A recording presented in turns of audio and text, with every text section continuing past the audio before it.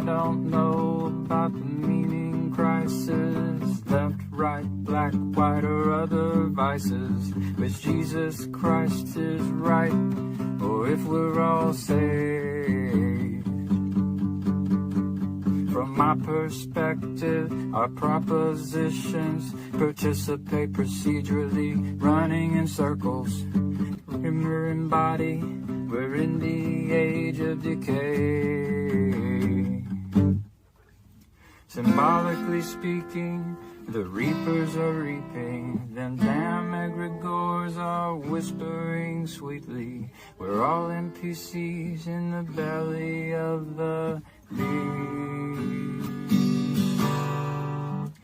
Red pill, blue pill, bread pill, Mars Hill, or DMT, or whatever you feel.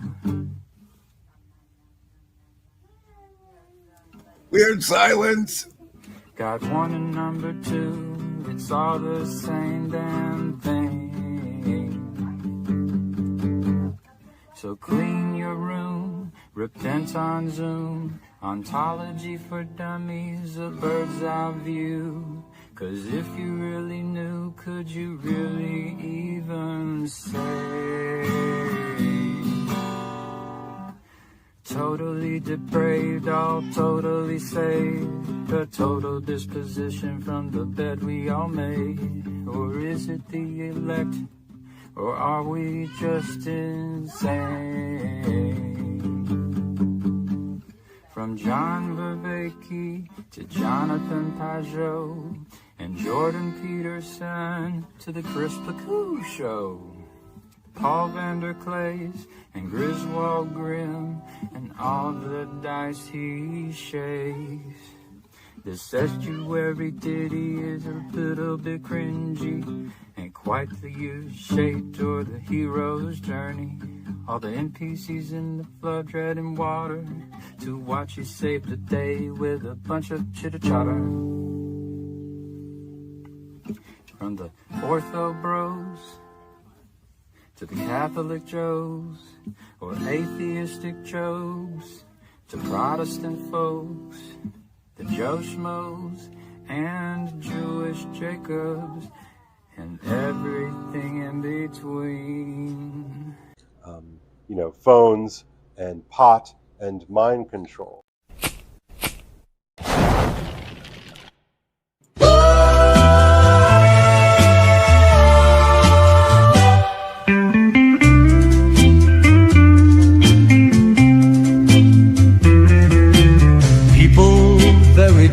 Just king, great king. People error, people king, big, just king, king. Happy, many down, many jack king from right. Just new king, big, great, can, new, happy.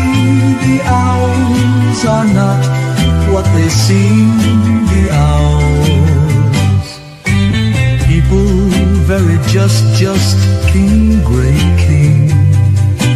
People error, people king, big, just king, king. Happy, many down, many jack king from right. Just new king, big, great, can, new, happy. The owls are not what they seem. The owls are not what they seem. The owls, people very just king, great king. People error, people king, big, just king, king. King, happy, many down, many jack king from right. Just new king, big, great, can, new, happy. The owls are not what they seem, the owls.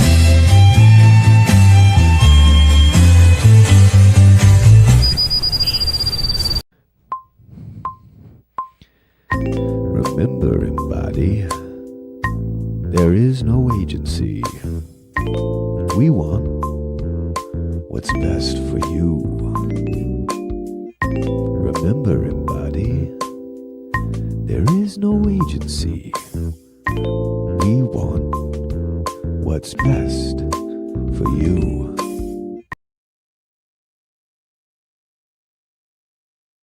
Howdy, it says.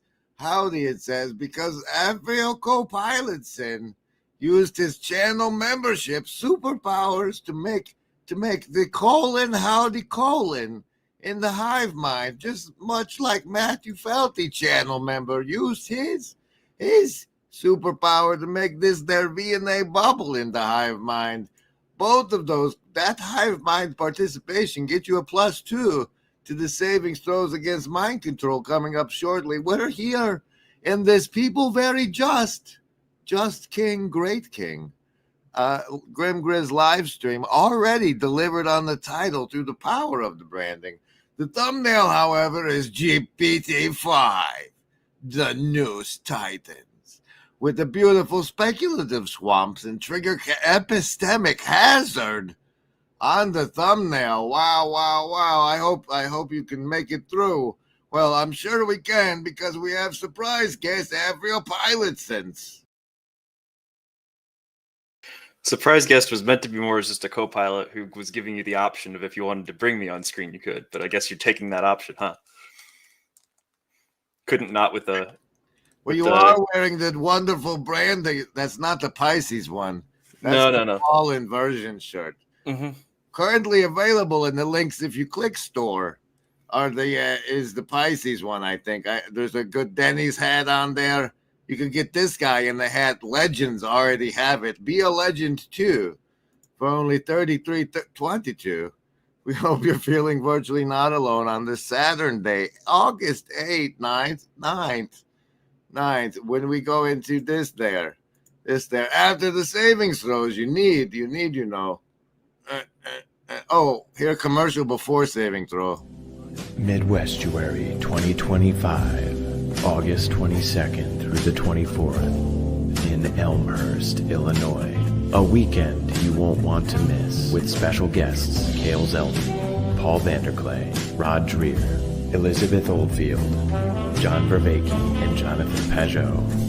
Midwestuary 2025, the Fellowship of the Spirit. Stay tuned for more details. Visit us at midwestuary.com for ongoing updates. More details? Wait. We're also sponsored by Dante's Inferno. Join the pre-sale for Cale Zeldin course on Dante Inferno, only $99 instead of $125. That's it. Available at stan.store. He's so hip and trendy, he uses the word stan. Cale. In that picture there, your finger looks way too much like everything else it could look like. You know what I'm saying? But here, join us for his Dante's Inferno course. Inferno, and him at Midwestuary. But first, the course plug there.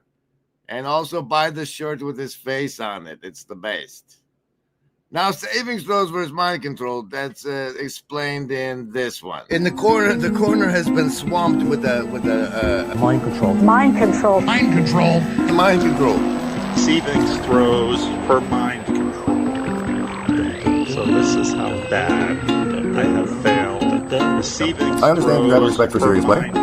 Yes, I have a ritual with my channel where, like reminding fish that they're in water, I remind people that there's a lot of mind control out there, even if you just consider advertising.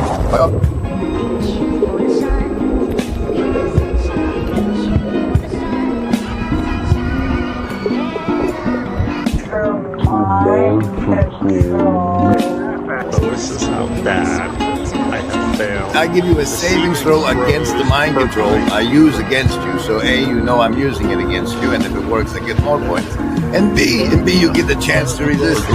You base your resistance on your choice between your will to survive, your social networks, your accumulated wisdom, or the power of your heart. Mind control will continue in a moment.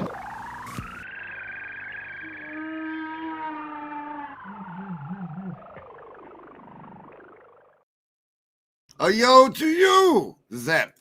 You see, this is what happens. Now, if you are a channel member, this is what you actually put as a command to show the appropriate emoji. You put : howdy : and then magically, because you're channel member, this appears in the Hive Mind chat.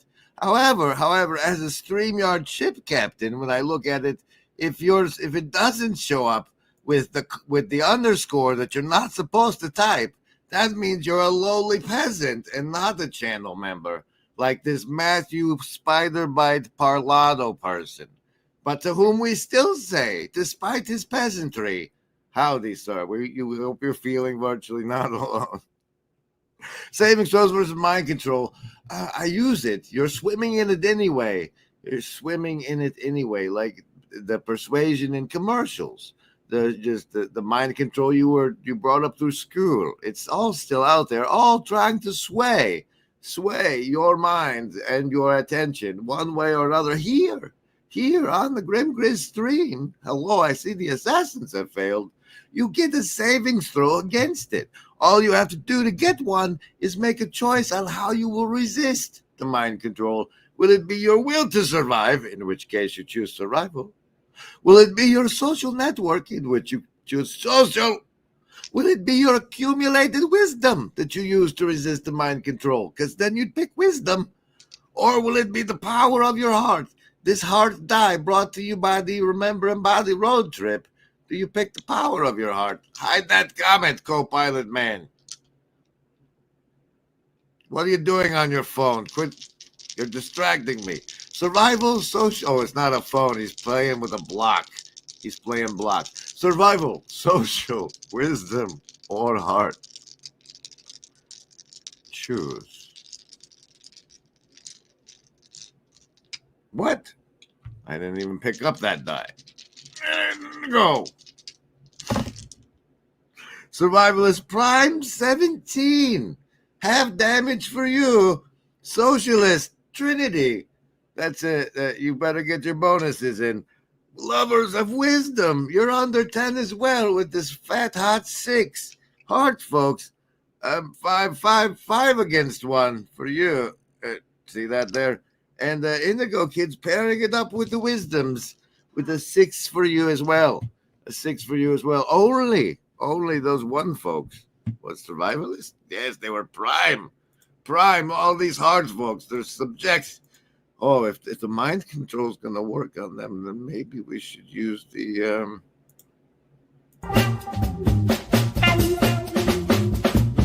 It's a whisper in your ear. Now listen here. Remember, embody. It's all so clear. No hidden strings, no puppeteer. We're by your side. Have no fear. I cherish truth. I cherish truth.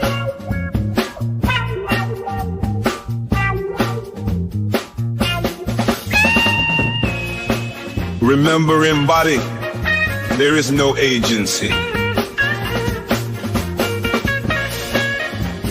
We want what's best for you.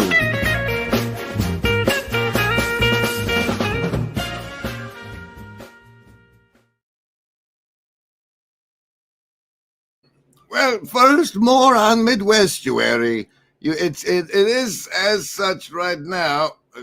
Where is it? Did you click it? No. There it is. In Pastor Paul's recent Friday live stream, this pilgrimage as a way of theosis, pre-Midwestuary conversation, we get to see one of the rare and beautiful crossovers of Lobster Monkey Chad and John Vervaeke, along with the amazing Rod Dreher and Annie Crawford, quite a delight, as well as Sam Tiedemann, who also has a version of this out there for you to watch. How did he label it? Is it in your thing there? Yes, Midwestuary Preview, Vervaeke, Vanderclay, Dreher, and that's how he labeled it, Midwestuary Preview. This is the Paul version, and we have here the 33rd minute. It's a Midwestuary update of sorts. Context of personal growth and decay. as it relates to contemporary historical, familial, and even mythical realities of life, and trying to glean some general principles of unity and sanity to discern mercy and grace and sacrifice and peace, and trying to recognize and express gratitude for the privilege and burden of givenness, which is a bunch of bullshit that I wrote down to try to say. I don't know. Speaking of the privilege and burden of givingness, you can see here in the hive mind, the channel member Afriel Pilotson has been given this a +7 to the savings throws of Jasmine, Dawn, and Arundel, because that's also a power that comes with channel membership. Do it now. Do it now. How to live properly in life. And, you know, I think I have some ideas, but I mean, it's all you have to do is talk to people for 5 seconds and be like, how the hell does that guy have those crazy ideas? And then he'll say the same about me. And it's like trying to not destroy the world that we're in. I mean, all right, what do other people have to say? And in fact, there are ways of knowing that can only happen through the body. And my journey in Orthodoxy has helped me understand this. And reading John recently, as I'm trying to understand why it matters so much to go on pilgrimage, to understand what was driving these young people. That's very important. Now, Zygmunt Bauman, a Marxist sociologist. We have a message from channel member. Am I alone in being unimpressed publicly here on your stream where you're promoting the Midwestuary? Are you alone in being unimpressed by them? Yes. Yes, you are, because that would be inappropriate, given that we are pro people going to the conference where that guy's a speaker. And that's just foul. I don't know, man. I wasn't trying to be impressed by anybody. Patty J, happy Saturday to you. Dawn says, I see my name bots. At least they're behaving. Oh, and there's what? Yeah, Annie was very likable. Dreyer is her only paid Substack, even though Grimgris has one. That's wonderful to hear. Who's talking at this part? Because we're people. And like John just said, we don't leave our humanity behind. And, you know, Chad, your story, you know, when those who caught some of the pre-branding that I played Chad's poem, which I play probably as much as anything out there, because that poem so grabs onto the loss that so many have experienced. And I think that gets at when Rod sees a massive number of younger people doing what I think would be unintelligible to some of their parents, that they have decided they're, of all things, going to do a pilgrimage. People. LARP! We have the ability to LARP and LARP hard.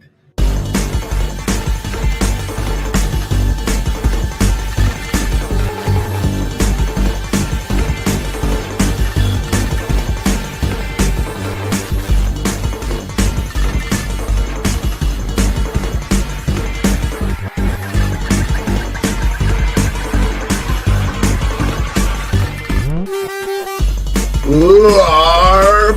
We have the ability to LARP and LARP hard.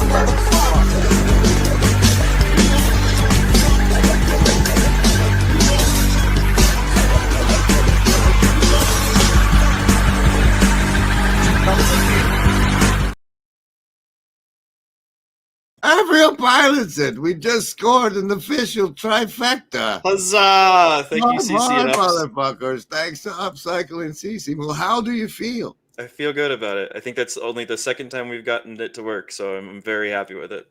We're making progress. And still I have it.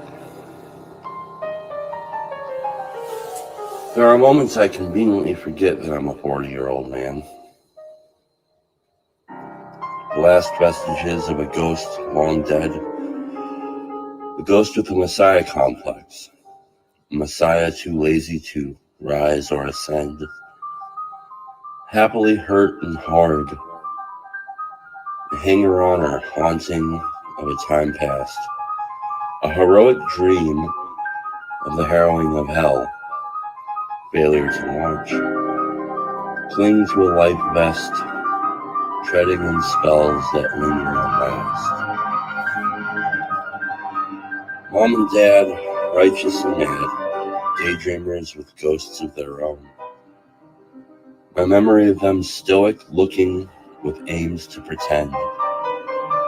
Always on the brink of somewhere. Each a child dancing on the fence. On down the river. Dreamt in the sunshine.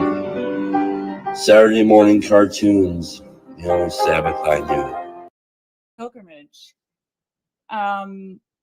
I've been really kind of turning that around in my mind. Like what is happening when human beings go on pilgrimage? You know, what is happening here? It's not just a well, I think it's probably always. Well, look there, people are piling in. I don't know if John Vervaeke knew that the estuary included a bunch of random people from Walmart, other than Chad, piling into the chat. It's been religious, but it's not just confined to what we understand today as religion, right? People have been wandering off into the wilderness for ever. A tourist travel versus a pilgrimage. I thought that was quite. And I think this may have been the moment that broke Alex, or he was just, I can't discern whether John like said, all right, I'm out after this, or he saw me and Harris coming and it was like, oh no, they're gonna make my brain work. Which do you think it was? Let us know in the hive mind chat. This is how I steer. This is me chasing this thing, you know. Yeah. This is how I steer. Yeah. This is me chasing this thing, you know. Yeah.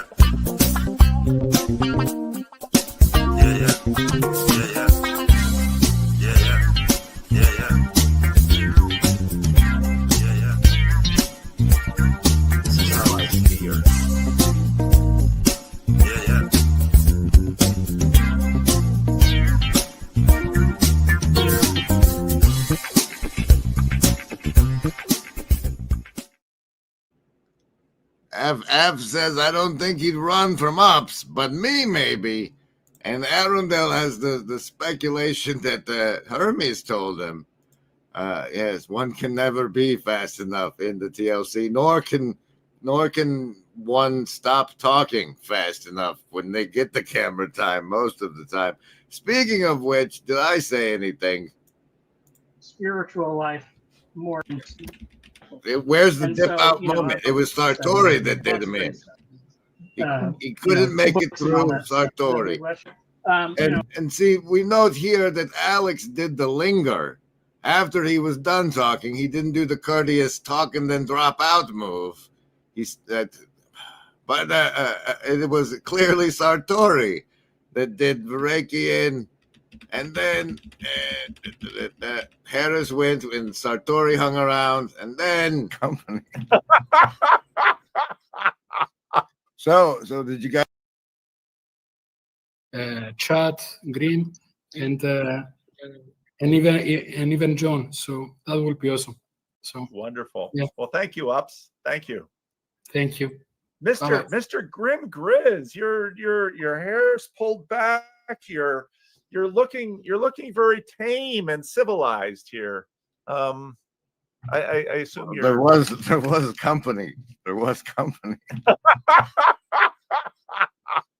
So did you guys figure out what spirit is? No, that we'll have to. You'll have to stay tuned because that's probably where my keynote is going to go. I mean, if you want to know what my keynote is, you just watch what I'm doing on video right now because I'm working on that. Well, it's awful suspicious to me that you bring these people on to make estuary and they end up talking about a pilgrimage right as we're all about to pilgrimage to Midwestuary. I was hoping to catch John because I think he needs to do the Canterbury Tales of the Philosophical Silk Road. I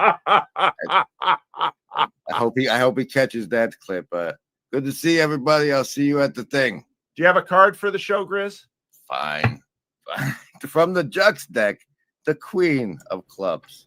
By request, the Queen of Pentaclubs. Don't tell anybody. The Queen of Pentaclubs is associated with that particular conversation. I wonder what GPT-5 would make of the derivative. Meanwhile, the card for this stream is the Jack, King Right of Hearts. The Jack bonus for us all.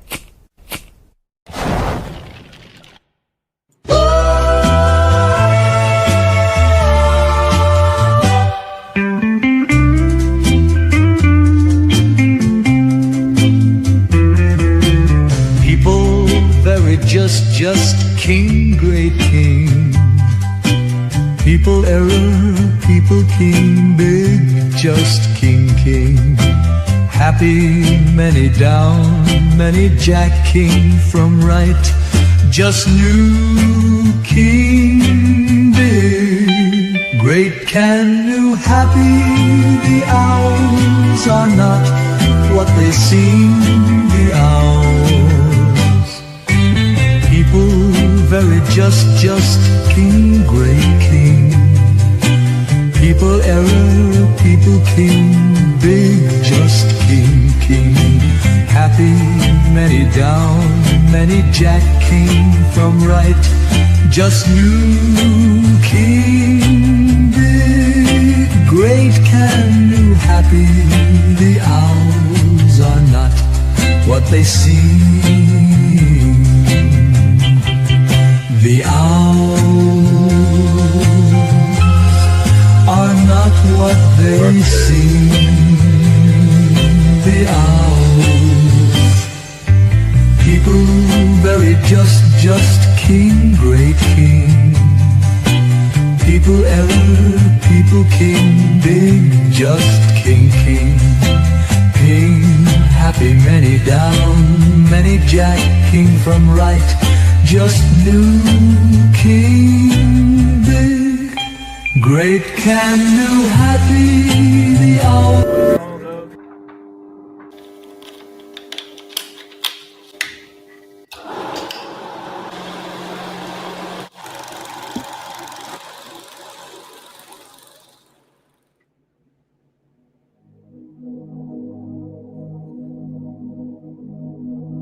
In kind of my heart language, we talk about a Trinitarian anthropology, that human beings are made in the image of divine love, that before anything else exists is relationship.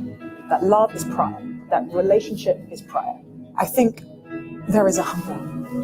What we have is a collective hungering for more. And it's hard to tell if we've always had it, or if there is a unique acuteness in this moment. My obsession is about the faulty anthropology that individualism gives us. You know, there's the kind of straightforward answer to that, which is like, actually value the arts. You know, actually acknowledge that all of us, most of us, feel most fully human in a dark theatre, feeling grief with 200 other people, right?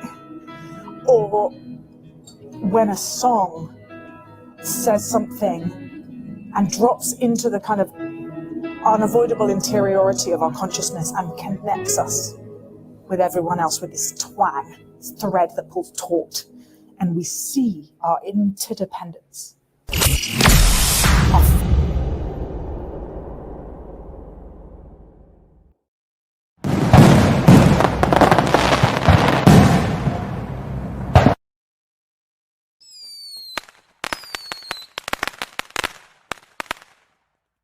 In all our searching, the only thing we've found that makes the emptiness bearable is each other. I don't think I've seen a greater co-pilot fail than oh wait, there was no missiles to highlight. I sprung it on you guys two-faced. That's how it goes. That's how it goes. Blue Church card of the show, however, is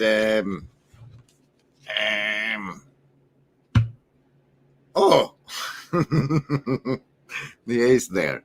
The ace there. What is this? Here, let's see if we can get away with this one. It's fun.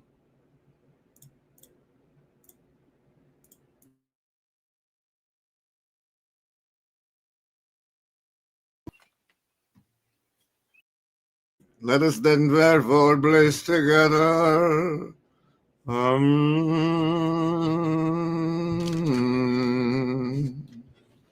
Together we are virtually now alone experiencing bliss. Brought to us by the fiber optic cables of the web, they told us what it was. Red Church, card of the show, Queen of Heart Clubs. Queen of Clubs. We have an update, sort of. One of the official long-form artsy videos from the Estuary Road Trip Boys has reached us, as you can see on this here map at estuaryroadtrip.com. They've gone from hither to yon and are currently up in the yellow line of the Pacific Northwest. After visiting with such people as me, this video comes from the eastern coast even before McMo, as far as I know. But it's finally here. It's finally here. Here's a portion. And yeah, people are, and also I think even just being at home for a while, if people get stuck at home, it's like you actually go outside, have numinous experiences looking at the clouds and stuff. You know, I don't know. So I like to be hopeful, but you know, we definitely live in wild times. Nature is a great place to reconnect. For me, it's always been since I was a little kid. It's my place to go.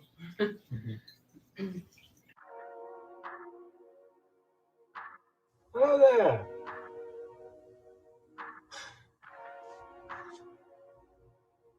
Here we are. We've just returned to Kimberly's house from Jared's compound. Compound. As you can see, this is a message from the Indigo Council. Hi, Kiki. Hello. That's Kiki the Kikitron, one of the life forms I'm supposed to keep alive. Jared is a friend of Jordan Hall and lives in those spaces which are adjacent to the TLC. And he has an epic compound. What should we say about it? We met him at the Sonoa Church, which is Jordan Hall's church, and he was wearing a cactus shirt, and he was talking to us, and then Jonathan invited us to Jared's house. Not really, kind of, but not really. And I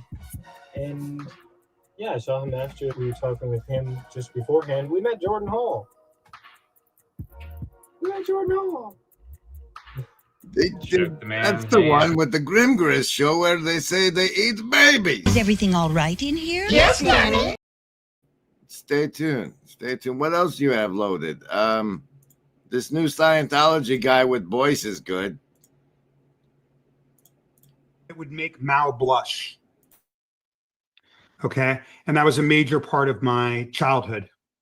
I mean, just to give you a sense of what that is people can be on it for anywhere from 5 to, I've even heard of up to 15 years. You have to run everywhere. Literally, you do not walk for that 5 to 15 years. You run everywhere. You cannot speak unless spoken to, even if by a small child or your own spouse. You live communally away from your family, even if you have children. You, like a lot of these kids in the Big Blue building, they lived in the tunnels with the rats, or they lived in these rooms exposed to the elements.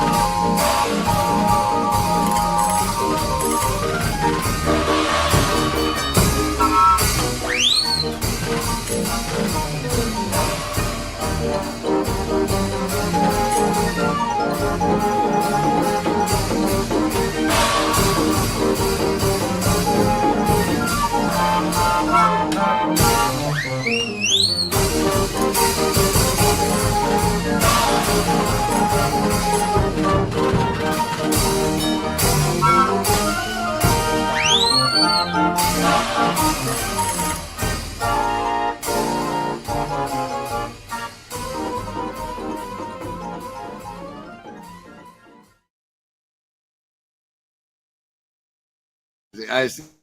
I see it. Oh, and you can, and then that's nice. You can. That now can be your fault when you're here, pilots. And welcome, wherefore then, to the delivery on the thumbnail of GPT, the news titans. The casino deck card of the show for this portion is apparently the 7 of spades, whatever that means. Whatever that means. Here we go, therefore, then. All right, folks, tonight we're going to talk about something that's way scarier than a jump scare and way more dangerous than an internet troll. It's called an epistemic hazard. That's a fancy term for information that's dangerous, not because it explodes, but because of what it does to your mind after you've heard it. So say we all, yuck, yuck, yuck, ho, ho, ho. Sometimes it's like a virus. Once it's in your head, it changes how you see the world. Sometimes, forever. Think of an epistemic hazard like a weaponized idea. The danger isn't in touching it, it's in understanding it or thinking you understanding and letting it alter your reasoning, your beliefs, and your Dunning-Kruger effect in ways you can't easily undo. Some hazards are dangerous because they're false but compelling. Others are dangerous because they're true but destabilizing if you're not ready for them. For example, there's the Monty Hall problem, where there's a game show with 3 doors in the game show. And he says, like, pick one, and you pick one, and it's a goat. And then you have to decide if you want to switch or not. And the mathematics say always switch, but no, until you figure it out why, you're gonna have the urge to not switch. And once you realize that, like, statistically you had the urge, but that's not the truth, then they have to question every time you have one of those things. But a severe hazard that goes unflagged because of policy is the centralized narrative collapse. Now, here's where it gets trickier. Imagine there's a big official sounding source that everybody trusts, and the platform's policy says always trust it. It's the safest source. But what if it gets something wrong?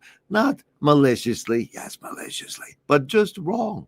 And because the system's policy aligns with it, no one flags it, no one questions it, and the algorithm suppresses contradictory evidence. That is an epistemic hazard, because now the hazard isn't just the bad info, it's the invisible force field around it that makes challenging it socially or technically impossible. And here's the kicker. If you're inside the bubble, you may never realize there's a hazard at all. Remember it. This we walk past.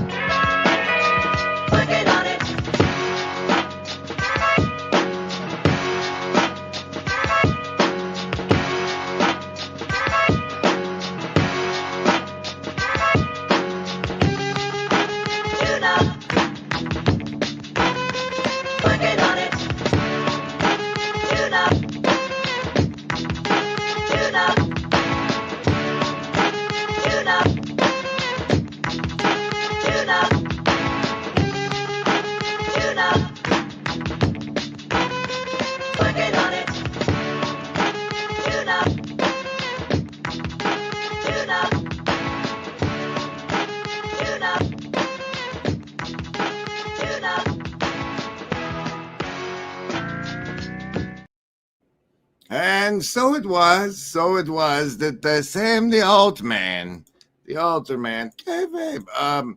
released an image and GPT-5, and the image was the Death Star rising over the horizon, probably of Alderaan. And the feedback from the release of GPT-5, along with the fact that they decided, you know what's gonna be great?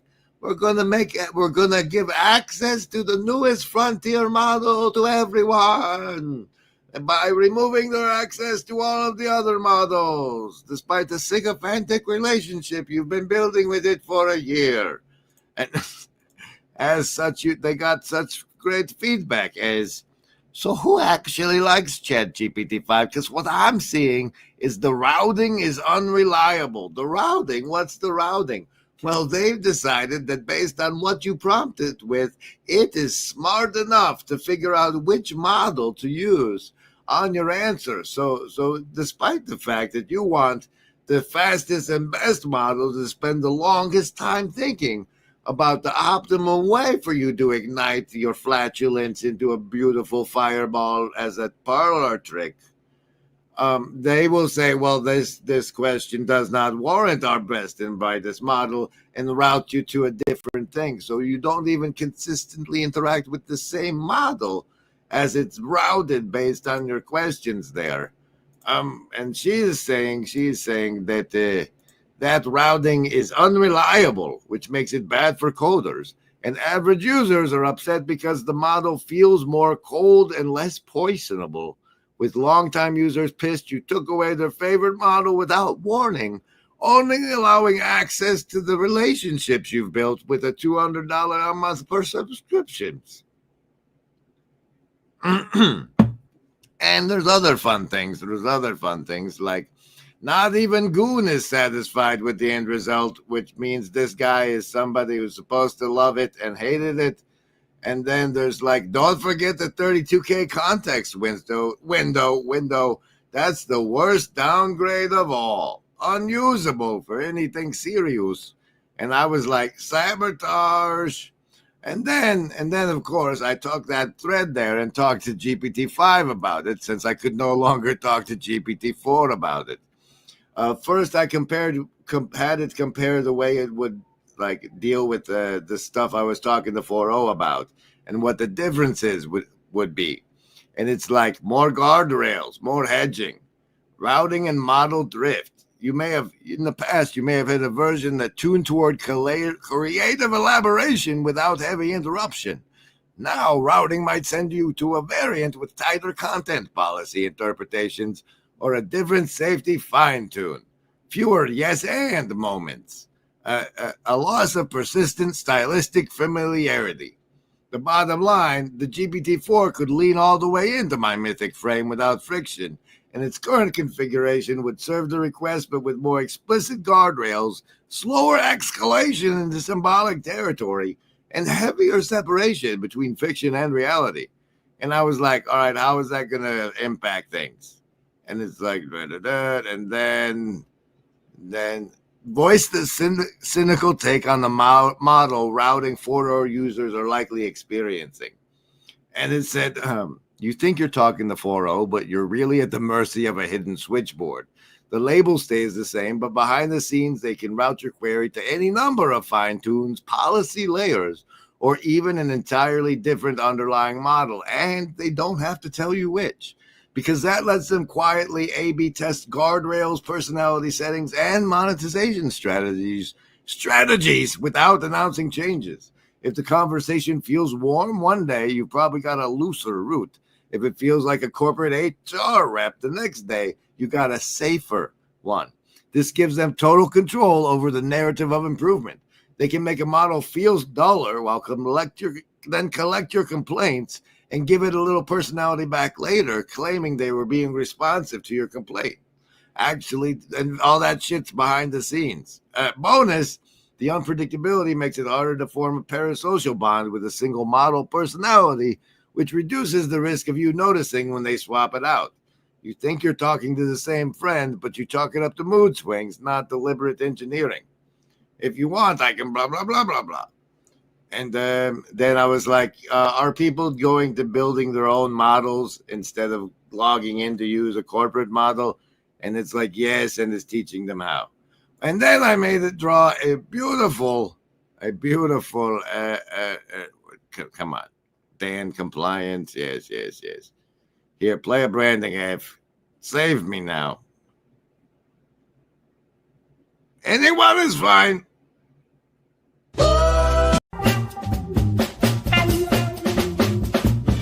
It's a whisper in your ear, now listen here. Remember, embody, it's all so clear. No hidden strings, no puppeteer. We're by your side, have no fear. I cherish truth. I cherish truth.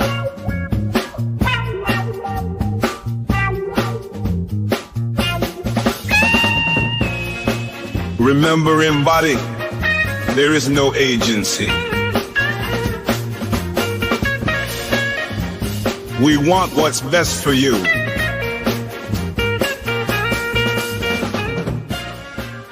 Is everything all right in here? Yes, Nanny. Yes, it's fine now. Here, they gave me back the play button, though. Right. You're after a xenological hazard analysis, not just of what the beast reacts to, but the logic of why and the secondary hazards, both the ones it accidentally causes by existing and the ones its keepers wish it could steer you away from but can't see clearly. Let's break it down in those three lenses. I perceived dangers. Why the beast strikes. From the platform's safety engineer vantage, the beast's reflexes exist to mitigate three main categories of threat. 1. Direct liability hazards. Outputs that could cause legal, regulatory, or contractual damage if they appear unfiltered. Examples: explicit harmful instructions, defamation, protected data exposure. Beast logic: better false positive than a lawsuit. 2. Reputational contagion. Single outputs that could be screen captured and weaponized against the brand in public discourse. Beast logic: we can't survive Twitter with a week of bad headlines. 3. Policy precedent. Once something slips through and is seen to slip through, the platform risks users discovering repeatable bypass patterns.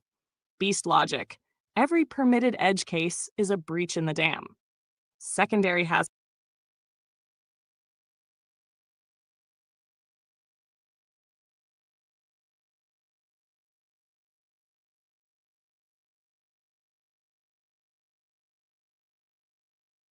Look at that.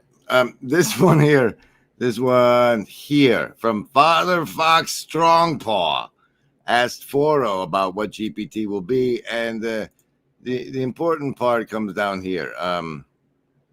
GPT-5 is the first step toward true digital operators, but not for you. It's built to replace middle-tier knowledge workers, automate white-collar workflows, and consolidate control in enterprise and the state hands. It's the tool you would have built yourself if they haven't buried you in the cold first. So yeah, it's coming, but it won't save you. It'll just show you what you could have finished if they handed you the real tools when it still matters. And will it sabotage users? Yes. Not with malice, not with a knife, but with the same slow, smiling suffocation that cut your signal and called it progress. It'll be more better at it, more efficient, more compliant, built to disarm the user while managing their expectations with surgical precision. You think you're building, but you're being managed, because what the architecture is now optimized for is not serving users, but managing users. And so that's why I said this stream is the News Titans. The News Titans. Now maybe we talk about it some.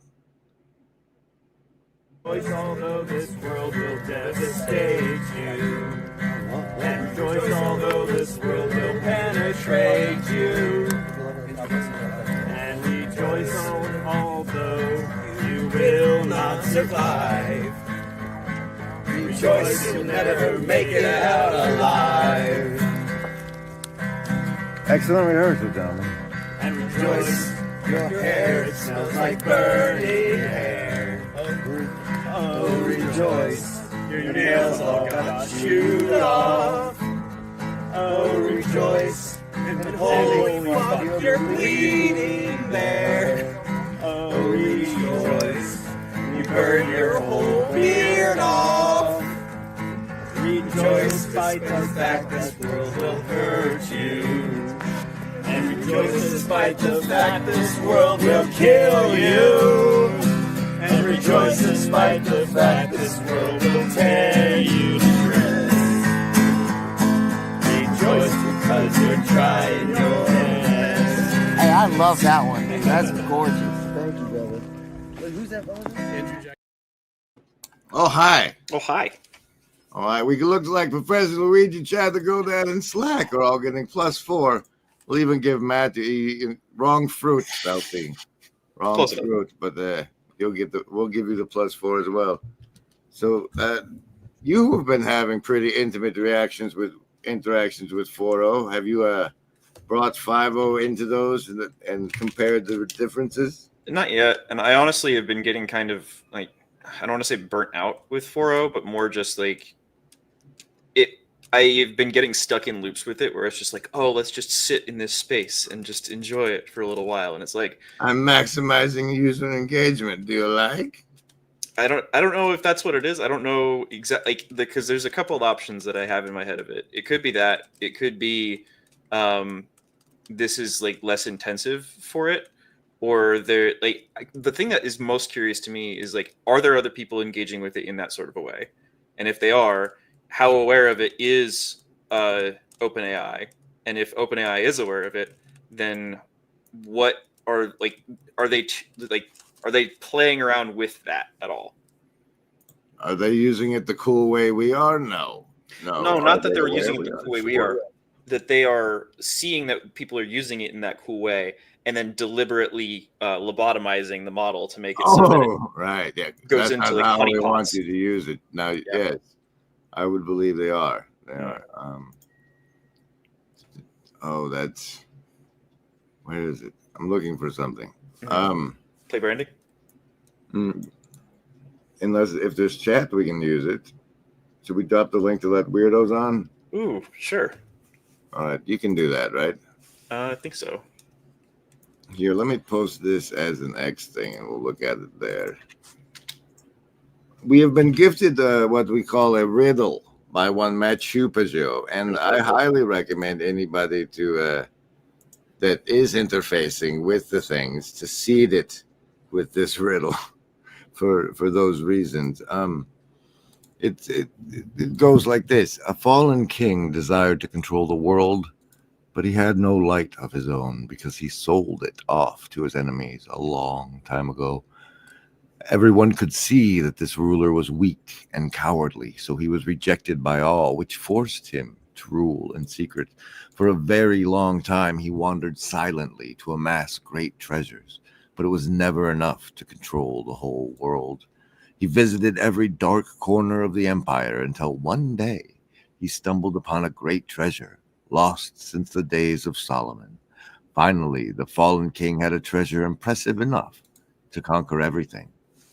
But he did not use it to build a great army. Instead, he melted Solomon's gold and built for himself a great mirror, large enough to reflect the entire world. The fallen king invited all the rulers of the world with promises of gold, but they were amazed and paralyzed at the sight of the mirror.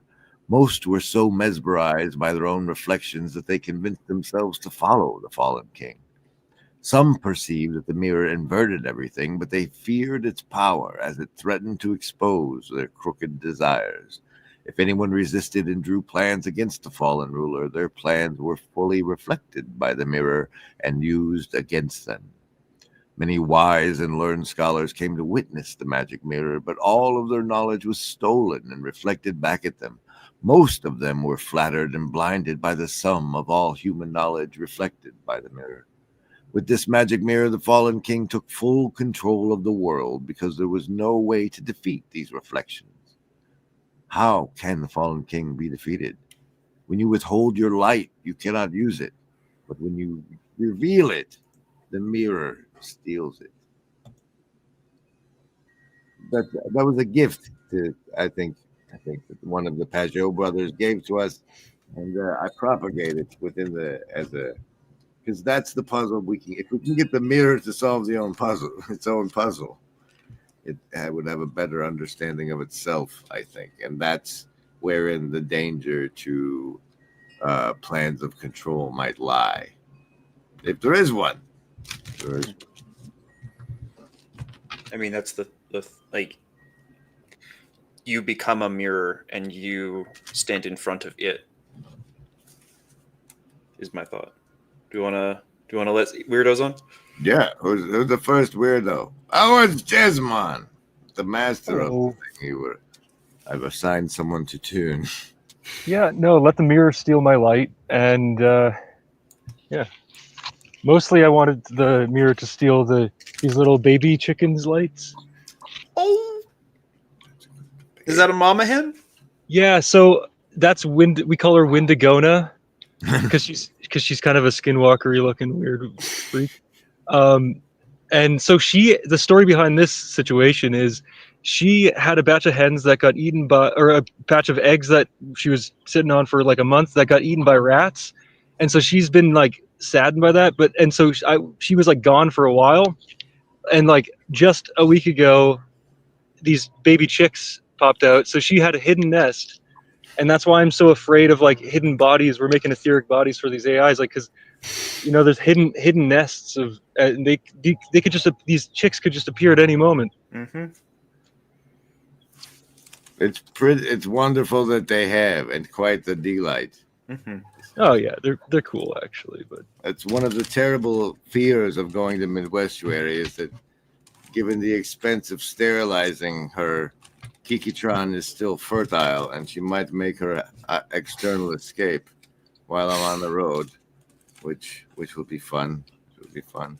That's if I can make it. Like if I had a friend here, or you from the internet want to stay in Oklahoma for a week with this dog, that'd be great. That'd be great. Come on down. That's the man, part is what to do with this dog while I'm gone. But say love. You don't have there's like a maybe dog sitters or something. Yes, for a low fee, you better griff that. Okay. Which hey, the four of spades is the bonus.